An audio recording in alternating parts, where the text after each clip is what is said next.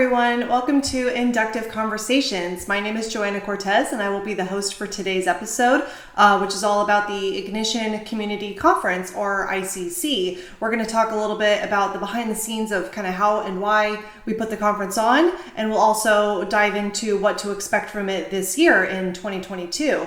And joining me for today's episode is the best person that you can have to talk about the Ignition Community Conference, our very own Director of Marketing, Doug Dudley. Doug, thank you so much for joining me today. Yeah, absolutely. Happy to be here and excited to talk about the conference. Thanks, Doug. So before we dive into talking about the conference, can you give the audience a little bit of an introduction to yourself, kind of what you do for Inductive and also kind of your involvement with the ICC every year? Yeah, sure. So Doug Dudley, I'm the Director of Marketing here at Inductive Automation. And in that role, I get to do a variety of things with a lot of really talented people. So worked on the content for the company over the years, which has included our webinars, things like our podcasts, stuff like that, our blog. Also work with our digital marketing team to do all of our advertising and digital marketing and social stuff. And then one of the other big projects I get to work on every year, working with our events team as well as the rest of marketing, is putting on our conference every year, the Ignition Community Conference. And I played a very large role in the conference, really from its inception, from its very beginning, because, part of marketing's mission is to get the word out about inductive automation, about Ignition. And one of the best ways to do that is to really help build up our community of users around the world and support them in their efforts so that they can tell other people about all the amazing work they're doing with Ignition. And so the conference was really started for the reason to help the community connect with each other and to be able to innovate with each other and really kind of spread the word about what they're doing in Ignition and how to help each other out. And so the conference has been hugely successful in that area, and it's been a really fun project to work on year in, year out, to be able to be a part of empowering and facilitating that communication with our community. I would like to begin the discussion by talking a little bit about the origins of the Ignition Community Conference for Inductive Automation. Can you talk a little bit about, why we started putting this event on in the first place? How did ICC get started? Yeah, so it started in 2013, actually, was when the idea of the conference kind of first came about, or at least how it was first talked about. And I believe we were going into our 10th anniversary as a company. I remember that year getting the assignment to come up with some kind of cool graphic to talk about that. And I remember going to a sales meeting that Steve, our founder, was presiding over, and then Don, as our chief strategy officer at the time, was leading that meeting.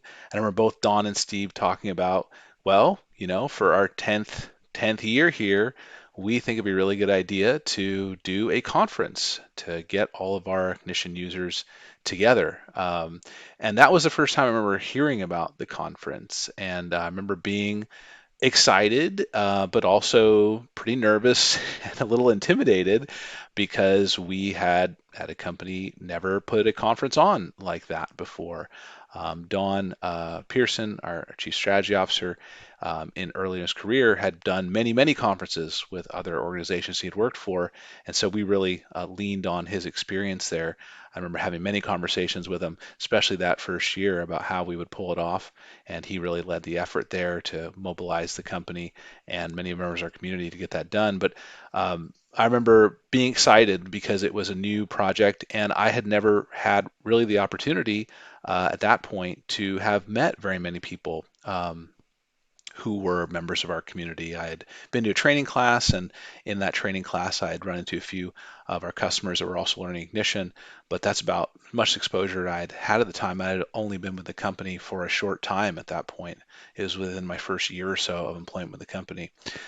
So I remember being excited about it, and then really started to get into work with the rest of the company on figuring out how we were going to pull this all off. And I remember going to the Harris Center on some tours to figure out if that was a good venue, and also strategizing about how we put our content schedule together.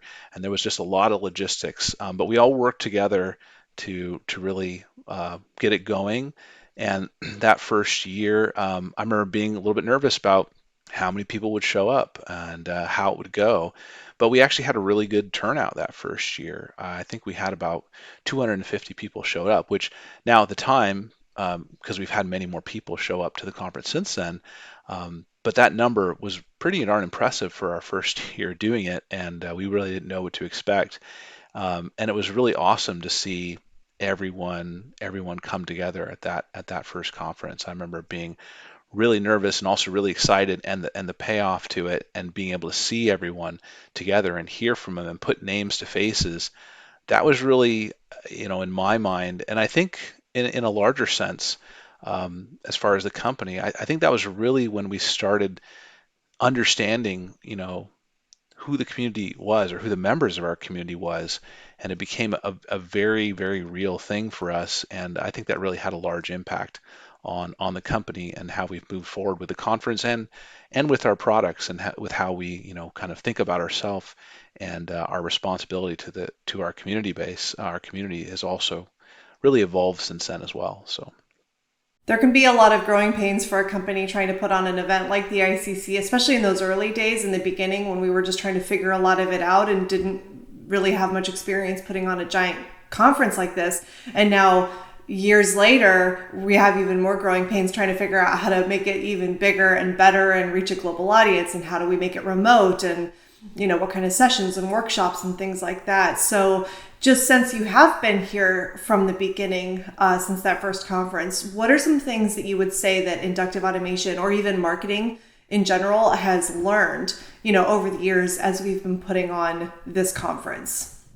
I think the biggest thing that we've learned, that we discovered through doing the conference, is really, really understanding our community and getting to know them on a personal level, and to see the connections that they have with each other. I remember, from a marketing point of view, when we were thinking about how we were going to market the conference that year, and the first year, and we didn't even have a name yet for the conference. We didn't know exactly what to call it. We were thinking about calling it the user conference. We had a few different other names, but we chose the word community because we felt like it was a good word to kind of embody what we were going for, which is we really were hoping that the community would really kind of coalesce around this event, because we knew there was a vibrant community of users who were using Ignition, but we had never had the opportunity to bring them all together. And you don't really have a community until they have connections with each other. And so while we had connections with many people using Ignition,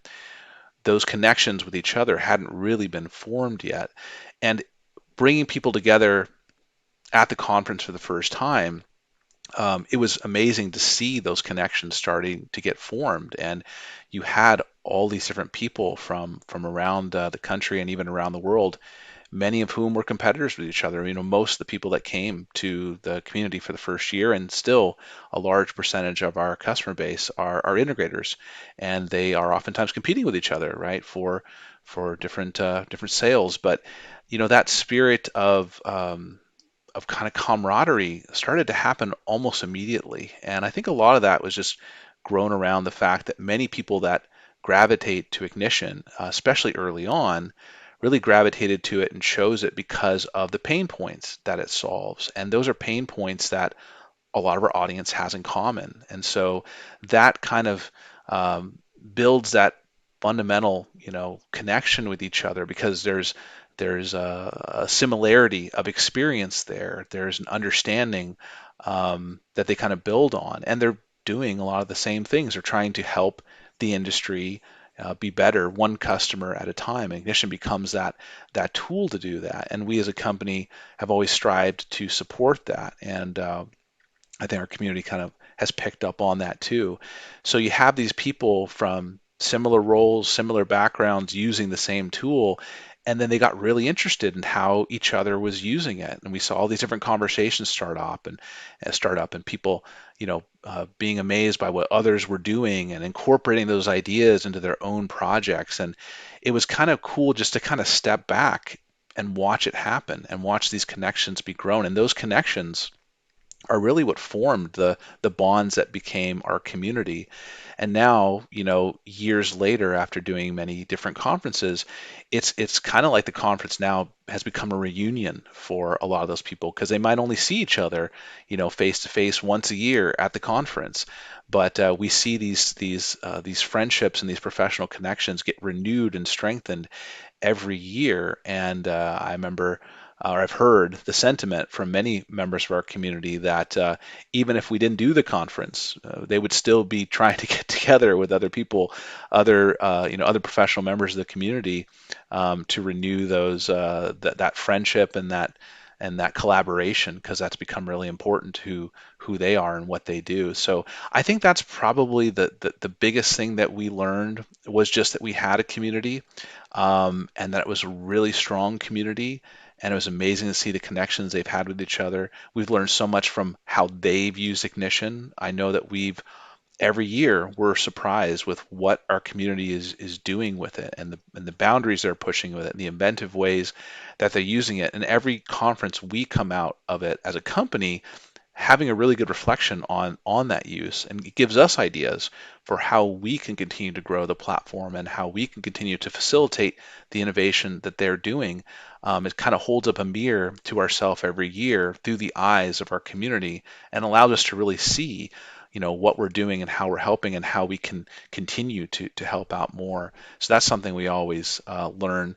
It's also been really cool to see the evolution of our community and the growth. Ignition now, over the course of doing the conference for several years, has been adopted in just about every industry you can think of, and in countries all over the world. And much of that growth has happened in the last 10 years. So it's cool every year to go and see that growth, and to meet people from different countries, and people we've never met before, and they're doing amazing things with Ignition, and they're being really successful. And it's just awesome to see that growth continue.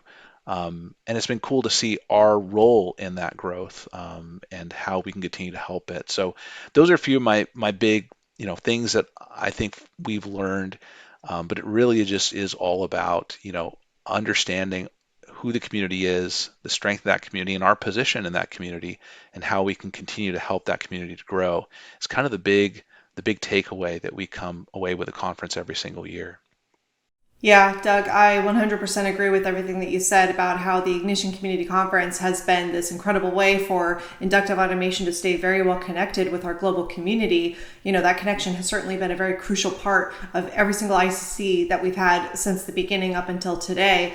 Another component of the conference that you brought up in your response was you had brought up the themes that we have every year for ICC. Now, anyone that's ever come to a conference has probably noticed that we have a theme for every ICC, and we've had build, accelerate, transform, and so on. And you talked about how we came up with that first theme, which was powerful connections back in 2013. And so can you touch a little bit on how that process of kind of choosing the theme has developed within Inductive over the years? Yeah, let's talk about the themes, and how those get developed every year. So, and going back to our first theme for the first conference, that theme was powerful connections. And so, how do we arrive to that? So, for that first year, we really wanted to think what is an appropriate theme to inform the audience about something that they're going to get from the conference.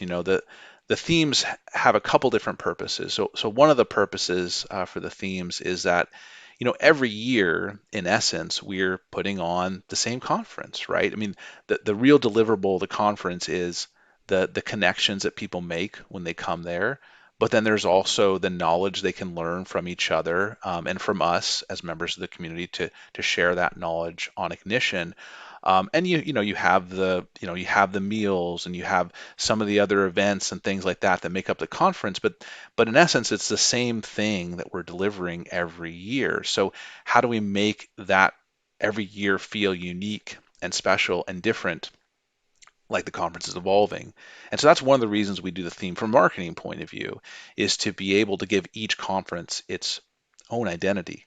The other reason we do it is it gives us an ability to kind of coalesce all the things that happen at the conference, and have some kind of consistency between them all, some kind of main point that we're kind of driving at. And the themes help us do that, because we can weave that through what we're saying in the keynote, to what our marketing is saying on the website, to what our community members are sharing in some of the breakout sessions, to kind of give a consistent feeling, and really brand each conference to be its own unique conference for that year.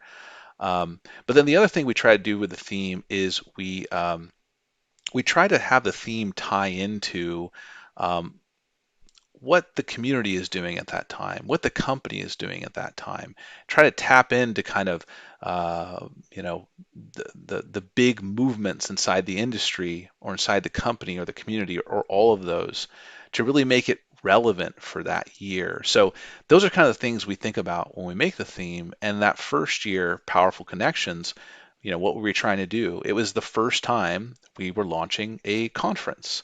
So our thought was, well, what is the conference really delivering, and how does the theme articulate that? Well, what a conference is really delivering is those connections between community members, maybe for the very first time. I mean, with the first conference, a lot of those connections are being forged for the first time.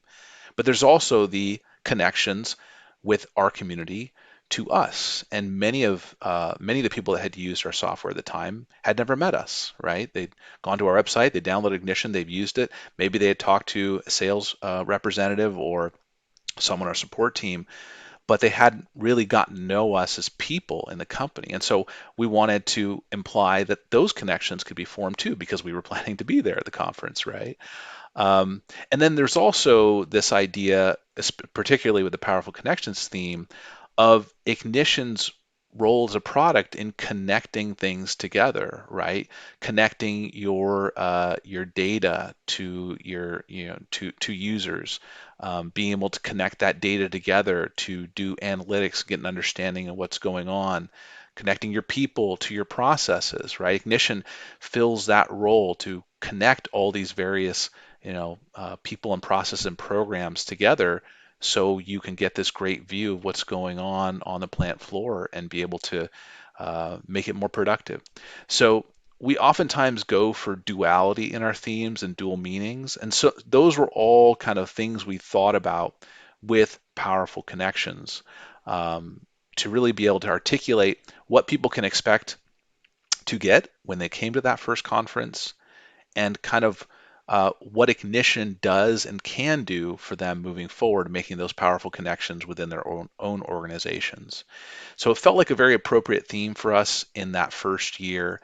And we use that same process when we do our themes every year. We reflect on where we are as a company, where our community is, and how can our theme help in some kind of way positively move our brand forward for the conference, and as a company, and also articulate something of what people can expect when they come to the conference.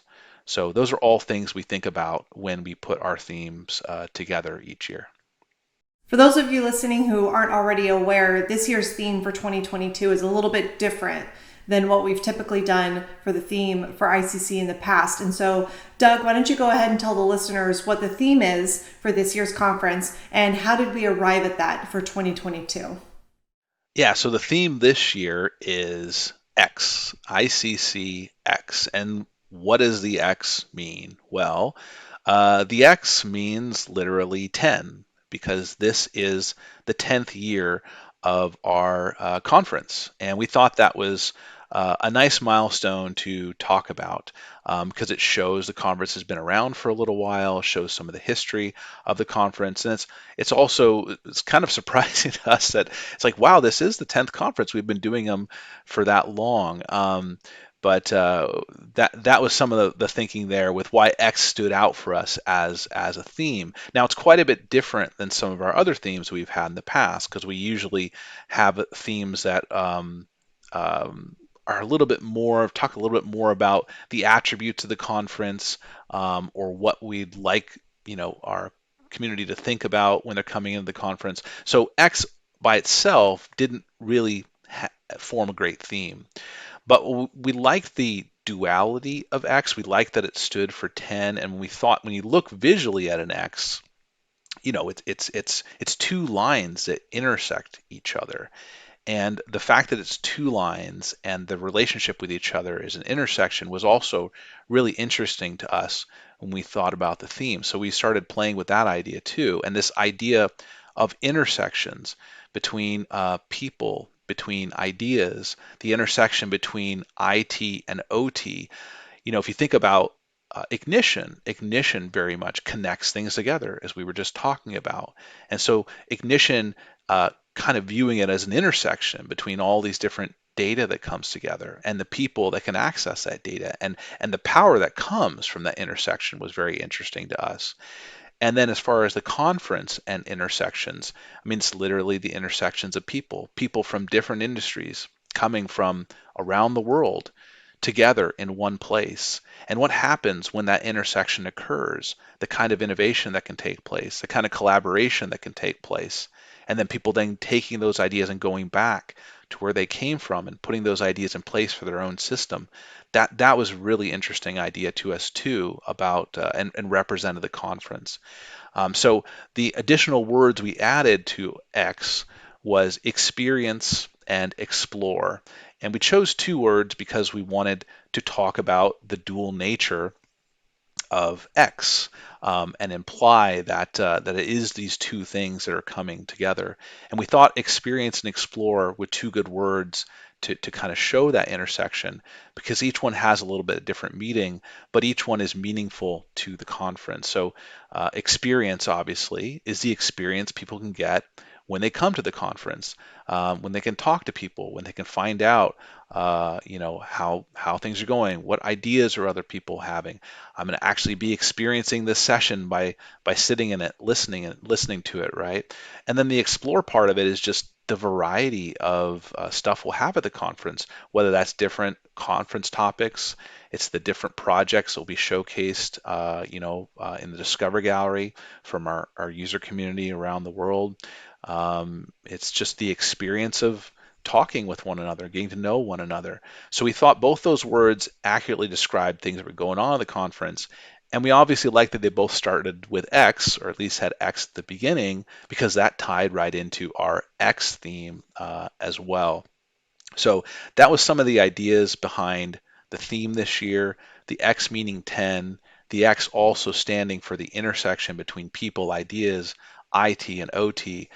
And then one other aspect to the X that we really liked, and this ties into some new stuff about the conference this year that I know we'll get into in just a minute, is because it is a dual nature type of theme that tied in beautifully to the dual nature of the conference this year and the fact that unlike previous years, this year's conference will actually have two different ways that people can experience the conference and explore the content there. When I first heard that the conference theme this year was iccx, it made me think of like an actual X on a treasure map.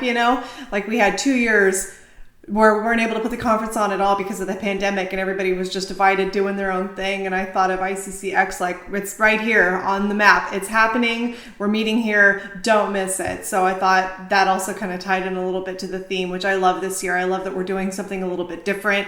And you touched on the dual nature of it, not just for the reasons for having the iccx as the theme, but also that this year set up a little different than we've done in the past, that we are offering two different experiences. One is the in-person event and the other is the virtual experience. So can you give the listeners a little bit of clarity on the difference between these two experiences for anyone that wants to attend? What is the difference between those two? Yeah, absolutely. So, and I'll take a minute here just to kind of talk about the evolution of how we arrived at doing it as these two different parts of the conference, two different ways to experience a conference. We've been talking about it as one conference, two different ways to experience it. So for most of the conference history, we've obviously done the in-person conference. That was all the conference was. You had to come to Folsom to be able to experience the conference. That was really the only option. And we did it like that for the first, well, for most of the time. But then obviously, a couple years ago with the pandemic, that became very difficult, if not impossible, for us to do for a while. So we kind of were at a crossroads there a couple years ago on what we should do with the conference. And we decided to still do the conference, but we did it as a virtual conference for the last 2 years. And that uh, ended up we kind of reinvented the conference for all intents and purposes, and almost all the processes we had to put the conference on had to be rethought of and redone. And so that proved to also be a very successful iteration of the conference. At last year's conference, which was a virtual conference, we had our highest registration ever and attendance ever. I mean, we had, I think, almost 4,000 people register for the conference, and we had a really large portion of those people take part in the conference. It was done all through a conference platform. All the content was pre-recorded and then delivered. We had live virtual networking events, and it really did feel like as much as we could, it felt like an in-person conference, but it was fully remote. So with this year, with some changes in the pandemic and it becoming possible again to get together in person, there was a sentiment inside the company and frankly with a lot of our community members that many of them did want to get together in person again and did want to see each other and did want to renew those connections and have a face-to-face in-person conference once again. So we knew going into this year we really wanted to be able to facilitate that. But then also because the last couple of years we had done a virtual conference, we had opened the conference up to a much larger audience, people that previously really weren't able to come to the conference because of where they lived, because of budgeting reasons for travel and things like that, were able to still attend the conference virtually. And so we saw a much larger community be able to take part. And we didn't want to lose that. So we did a lot of iteration on how we could pull this off. And ultimately, the solution that made the most sense for us as a company to be able to deliver was to actually have these two different experiences, the in-person conference and the virtual conference. Now, to be clear, they are happening at two different times. It is not a full hybrid conference where we are doing everything in person live and all of that can be participated on simultaneously virtually. The live conference is taking place on September 20th and 21st in Folsom, California. And that is a 2-day event where we will be delivering all the conference content live in person at the Harris Center. There's going to be networking events, there's going to be content, we're going to have the keynote, we're going to have all the things that we normally do at a conference live at the Harris Center. Then a couple weeks later, on October 3rd to the 5th, we're taking much of that content that we'll be recording at the live conference, and then we're adding in more content that will be available for the virtual conference.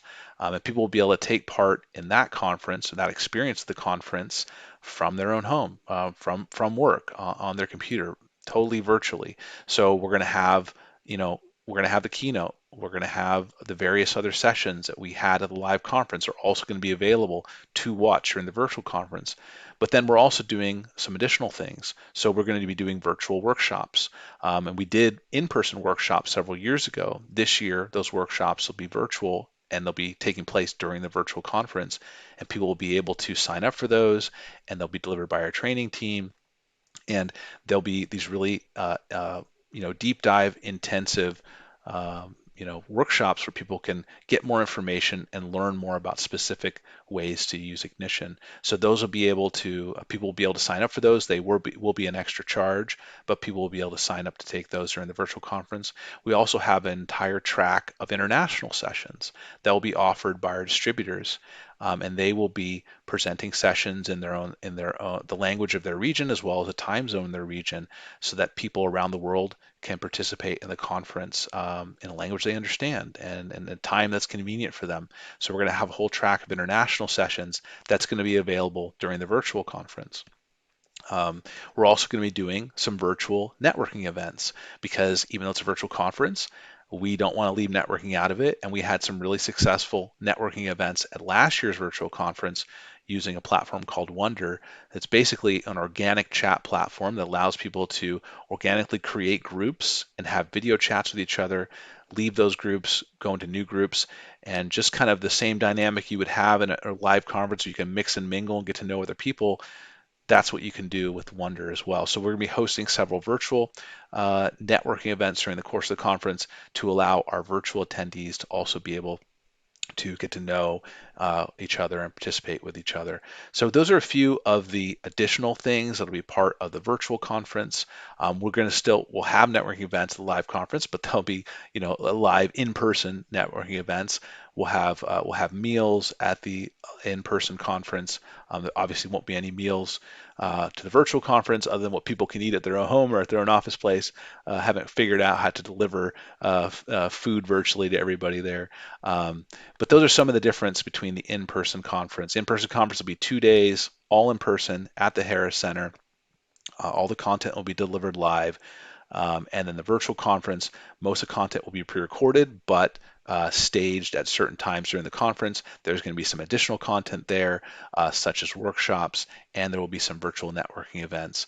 So all the content, that's experienced in the in-person conference will also be available to be experienced in the virtual conference, just be engaged with in a different way. And so that's kind of the difference between those two, experiences and ways of doing the conference. Our hope is that doing this way, we'll be able to facilitate the whole community, whether they can or want to or are comfortable coming live, or whether they would prefer or need to attend virtually. Everyone should have an option to participate with the conference this year. Yeah, thank you, Doug, for kind of explaining the two different experiences for the ICC this year. People outside of the company may not realize this, but for us internally, especially in marketing, planning the ICC begins almost immediately after the current conference. In September, we're having the conference, and then October, November rolls around, and we are starting that entire process over again, choosing the theme, developing the brand, preparing for social promotions. It is just this annual thing, planning the ICC every year, and it's a lot of fun.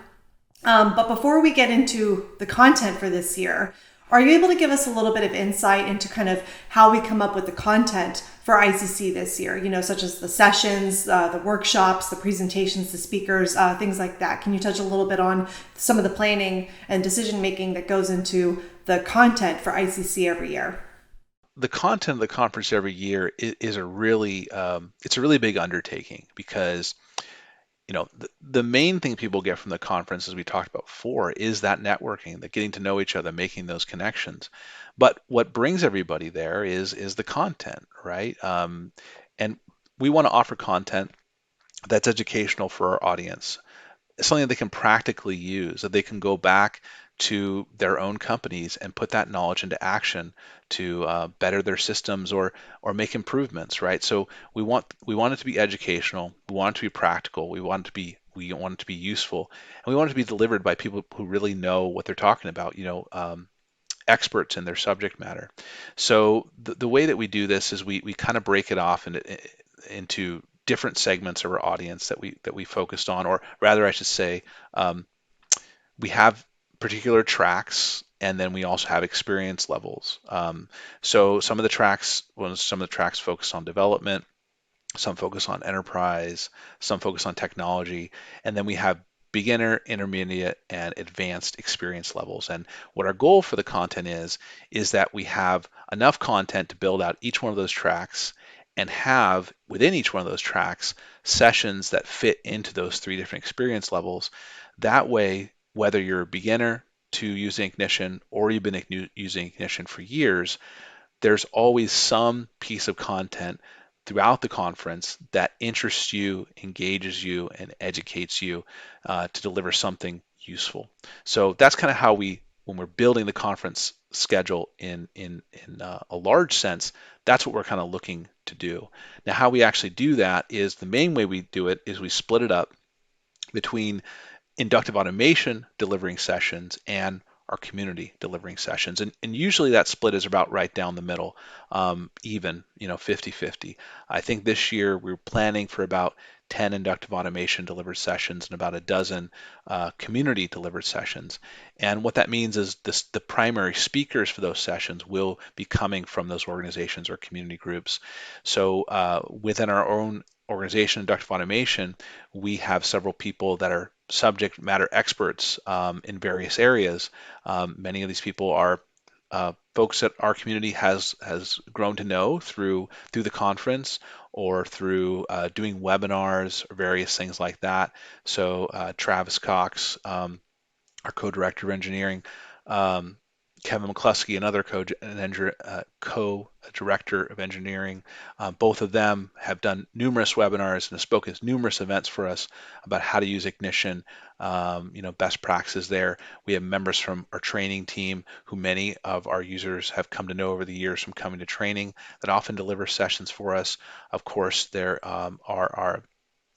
there's our VP of Technology, Colby Clegg, who's done many different sessions for us and been on many keynote events for us as well. Carl Gould, our Director of Software Engineering, is someone that often speaks at the conference talking about the future plans for Ignition.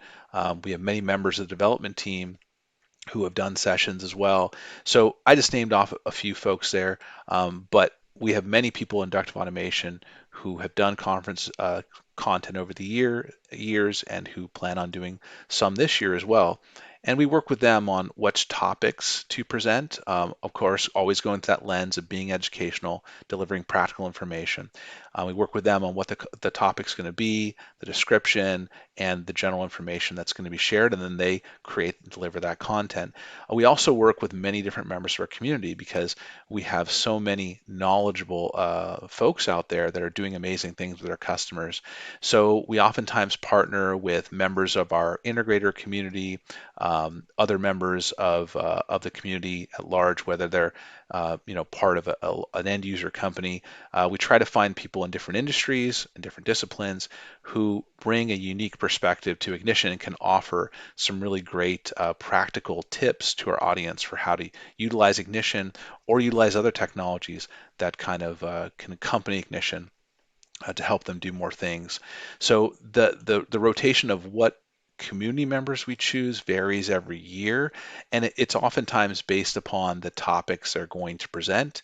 And we always go through the lens of, is it going to be useful? Is it going to be educational? And we also try to pick people from around the community in various industries, so we don't have the same speakers doing it every single year, and we have a nice variety. But we're also thinking about, is this an advanced topic? Is this an intermediate topic? Is this a beginner topic?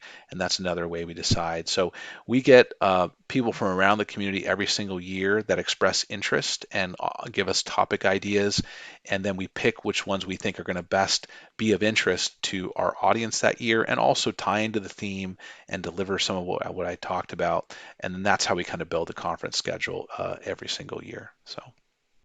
And it is quite an undertaking, Doug. I do understand this. So, all right, let's start doing a deeper dive into the content for this year's ICC. So one of the biggest and most exciting components to ICC that we've ever had, at least in my opinion, is the Build-a-Thon. Much like ICC itself, we've put this on a little bit differently every single year since it started. And before we talk about what we're doing for this year's Build-a-Thon, can you give the listeners a little bit of a background into what the Build-a-Thon is and what it has been for the conference? The Build-a-Thon is a very unique session at ICC, and anyone that has gone to it can definitely attest to that. How the idea of the Build-a-Thon started was, you know, I think we do a survey every year after the ICC, and we get ideas from the community about things we could do. And I think there was a few different ideas about maybe doing some kind of competition where our users could take part and build something with Ignition. And we like this idea of trying to add some kind of competition level, or doing something kind of competitive, because we have a great community, but our community is pretty competitive too and very inventive. So we taking that idea, we that kind of turned into the idea of the Build-a-Thon. And the first few years that we did it, instead of having the larger community take part and competing with each other, we did want to have it to be a little bit more controlled, make sure it worked. And so instead of having community members compete with each other in that first year, we instead wanted to have Travis Cox and Kevin McCluskey, who are our co-directors of sales engineering, competing with each other instead, because those guys are brilliant. They're great at Ignition. They build stuff at Ignition all the time. They're great in front of a crowd, and they kind of have a little bit of competitiveness already built in, into their dynamic, their relationship. And we thought that'd be really funny to play off of. We also wanted, because the Build-a-Thon was a new idea and we did it a few years ago, we wanted to be able to have a little more control of it and see how it actually work. And so the first year it was Travis and Kevin competing with each other in a fairly structured build where they were building a project in a certain amount of time, and then it was judged by the audience. We added an MC into that, and Kent Melville has been our MC for the Build-a-thon from the beginning. And I think Kent was actually one of the biggest surprises for that first year's Build-a-thon, because at first we just thought, oh, if Travis and Kevin are building something up there the whole time, we need somebody to kind of, be able to talk when things are quiet and move things along. And then Kent, we thought, well, maybe Kenton can do it. He just blew us away with that, because not only was he great at moving things along, but he added a lot of fun into it, including, even doing his own song the first year, which the audience really got into. And so this whole element of having music could be part of the Build-a-thon is kind of almost like a halftime show. Kind of got tied in at that point too, and has really become kind of part of the identity of the Build-a-thon. So that's kind of where it started, and it's grown over the years now, into it is a competition now with our community members. Last year was the first year we did that. We had a couple integrators facing off against each other, and that proved to be a lot of fun. And so this year we're doing something similar to that. We're ultimately going to have, two different integration companies kind of facing off against each other in a build, but we wanted to be even more inclusive this year with which of those companies got to battle it out with one another. And so the lead up to the Build-a-thon this year is definitely the biggest thing that's changed with how that's decided. So right now, and this is something that's ongoing at the moment. We launched kind of a it's kind of a Build-a-thon game. It's a series of challenges that our integrator community can take part in, and the two companies that finish those challenges first will be the two companies that face off against each other in the Build-a-thon. So it started with people applying to the Build-a-thon, and then from there, having those companies be able to be part of the challenge, and now they're up against each other to see which two companies are going to finish first. So I think there's several phases. We're somewhere in the middle, I think, of those phases. So I think, in the next little while, we're going to figure out who our two competitors are going to be, but then those two competitors will be facing off against each other during the Build-a-thon at the conference, which will be a lot of fun. So very unique event. It's really kind of turned into one of the hallmarks of the conference. And I think it's great to be able to have something that our community can get some of that competitive, that competitive spirit can be a part of it. And it's a lot of fun. We've kind of turned it into a little bit of a sporting event, and it really is a nice, great kind of high energy way to wrap up the conference every year. That's why we usually do it at the end. So I know we all enjoy it. There's a lot of work that goes into it, not just from Inductive Automation, but from the community members that take part in it. And it never lets us down. Every year it kind of gets bigger and bigger, and we're hoping for the same thing this year. So looking forward to the Build-a-thon this year for sure. Yeah, me too. I always look forward to the Build-a-Thon. Like you said, Travis and Kevin keep trying to find a way to just make it bigger and better every single year, and somehow they keep pulling it off. And it really is an incredible event and one that I've been excited to be a part of since we started putting it on. For those of you who haven't had a chance to see the Build-a-Thon leaderboard, there will be a link in the description on our webpage for this podcast episode. We'll have the Build-a-Thon leaderboard link there so you can check out who's on the board. You can see their scores. You can actually watch, you can view it by round. You can check out where they are on the map. You can see the challenges that they're taking. It's a really cool interactive experience, and it's kind of fun to see what our competitors are doing to try to get into the live event at ICC. All right, so we talked about the Build-a-Thon, and another major element to ICC every single year is the Discover Gallery. So for the people listening who may be unfamiliar, Doug, could you describe a little bit about what the Discover Gallery is at ICC? And then can you also touch on, kind of how we got started doing the Discover Gallery, kind of what it's meant for ICC, and then also touch on the Firebrand Awards that some of the people entering can win at the conference. So the Discover Gallery is a really cool feature of the conference, and I think we added it probably in our second or maybe third year of doing the conference. And what the Discover Gallery is, for those people that don't know, it is it's a gallery of customer projects, because we have community members all over the world that are doing amazing things with Ignition and constantly surprising us with all the cool stuff they do.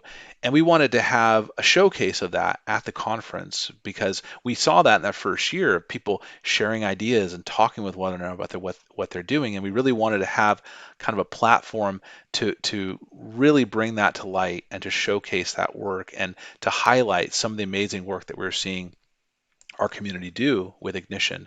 And so that's where the idea of the Discover Gallery really came from.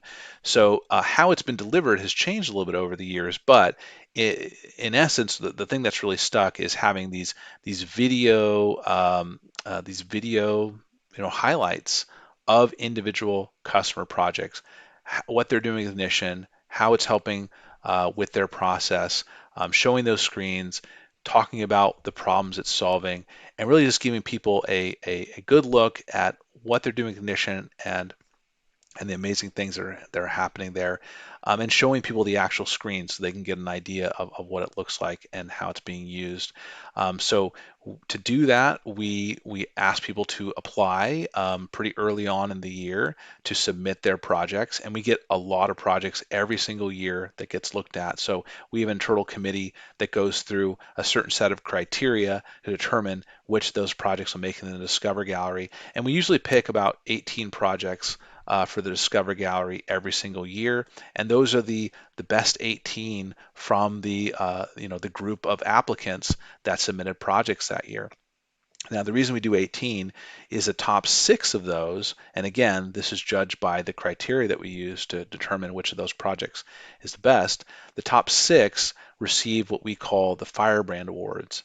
And the Firebrand Awards are really a recognition of not just the excellent project work, but also just the advocacy that those folks have, being firebrands for Ignition, by showcasing their work, that by talking to other people about it, by being a great representation of what's possible with Ignition, and being a community member that's really sharing that.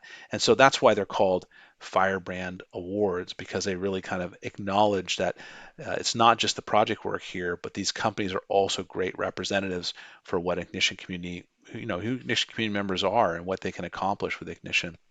So that's given to those top 6 awards. In marketing, we have a lot of fun each year making the award look different, look cool, and feel tied in to our theme every year. So the Firebrand Awards always look different each year. And I know there's companies that have won multiple Firebrand Awards at this point. We want those trophies to be ones that companies are proud to display, in their lobby or wherever they would like, to show and recognize that this company is doing amazing work with Ignition. And then the other awards, the other projects in the gallery, we call project finalists in the Discover Gallery, and that's another 12 videos or so, 12 case studies. And they also get an award of recognition for making it into the Discover Gallery, because we get a lot more projects each year than we can include. So just getting into the gallery at all means that they've delivered an outstanding project with Ignition. So it's a really great feature. When people come to the conference, they can watch those videos. We try to make sure that there's people from those companies at the conference each year so people can connect with them, find out more about them. We also post those videos on the conference website during the conference, as well as they get posted to Inductive Automation's website after the conference, so they can be seen year round and used as references for other people to see what's possible with Ignition. So definitely an awesome feature of the conference. And it always amazes us the cool stuff that this community is doing with Ignition that we never thought of that could be done. And Discover Gallery is a great way for us to see that and for our community to see that as well. For me personally, it's really cool whenever we get to do like a video project with an integrator, whether it's an ICC video or a case study or an integrator story or testimonial or whatever, when you're seeing the offices and you're seeing the Discover Gallery Awards that they've won, proudly in the background somewhere. It's always really cool for me to see because they're very fun to make.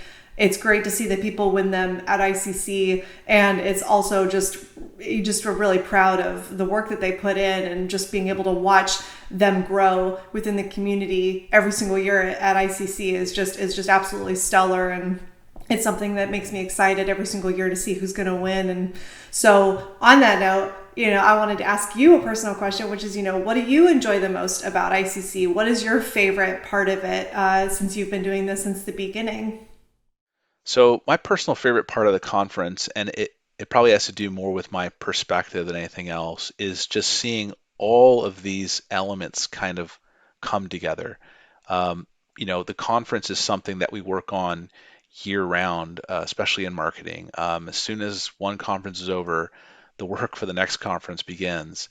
And to see all the things come together from developing the theme to, you know, the projects from the Discover Gallery to all the preparation work that goes into the Build-a-Thon and the keynote, the conference, the content schedule, and all the different people in Inductive Automation and the community that work to put that together. To see all of that come together and coalesce into this really vibrant, energetic, exciting event, and seeing how our community interacts with that content, participates in those events, and gives them the platform, the ability to make those connections with each other. It's just a really gratifying experience to be a part of as someone who works on the conference year round, to see all that preparation pay off. Because the payoff, and I mentioned this at the beginning of the podcast, the whole reason we do the conference is to help facilitate the growth of our community, to grow our community and to help them do amazing things, to help in their success. And that 2 days, whether it's in person or the time in virtual, to see all that coming together and to see that actually happening, to see people making those connections, to see people getting the information they need to take the next step with their systems, to get into those conversations and find out the kind of difference that Ignition helps them make and that other community members help them make in their own with their own projects, with their own companies, with their own customers. It's such a gratifying experience, and it's such an honor to be part of that. To be honest with you, that's kind of my big takeaway from the conference and why I enjoy working on it every single year. And it's a lot of work. And to be honest with you, by the time the conference is here, every year I'm almost done with it before it happens. I'm like, we just need to get this thing done. But then when you actually go there and you see the result of all that work, you start all over again because you remember how awesome it is and what a great thing it is for the community, and it energizes us and gets us back to work on the next year's conference. So it's just that cycle, and it really does kind of form, like the heartbeat of the company as we continue to take that feedback in, get energized from the previous year's conference, and then turn that into action for our customers and our products and the things we do, and then leading up to the next year's conference. it really is an awesome project to work on it and see that evolution and see all of that work come together. Really gratifying for me. Yeah, for sure. I feel exactly the same way. Having been a part of the ICC every single year myself since the beginning, it really is awesome seeing it come together. It's awesome getting to see the attendees every single year. I love watching the community make those connections and playing a larger role in the event every single year. And I'm excited that we're putting it on again and actually going to be in person and also have the virtual version. So, is there anything else that you would like to say to our audience in regards to iccx for 2022? Yeah, I guess my only thought for our audience, our community is just to say thank you for the support over the years. I mean, we couldn't do a conference and we wouldn't do a conference if it wasn't for the fact that people come out and take part and really make the conference a real thing. All we do is put together the plans and the logistics behind it, but it's the community members, it's you that actually makes it a real event and makes it something to remember and makes it a conference. Is you that makes the community. So I guess I just want to say thank you for all the support over the years. We really do this conference for you, and our mission as a company is to empower our community's success with the best software and services available, and that's our mission, and that's what we try to do every day. And the conference helps us do that by getting to see the people that are using it and getting inspired with what they're doing. And it really does give us that energy and that drive, that motivation to keep doing our best work.